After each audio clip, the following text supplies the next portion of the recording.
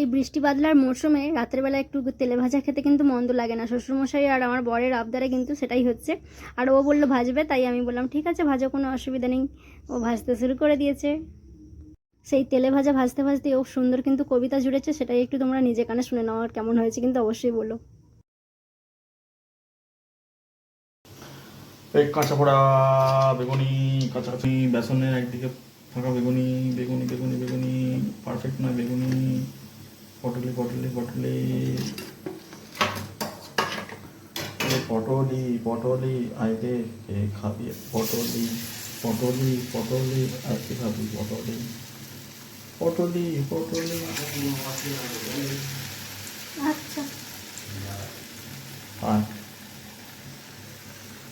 আমার ভবিষ্যৎ এরকমভাবেই বারবার বারবার গলে যায়।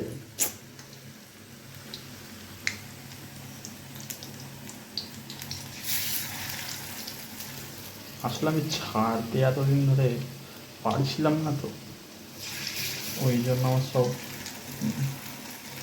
স্টেজে মেকআপ কেস চলছে।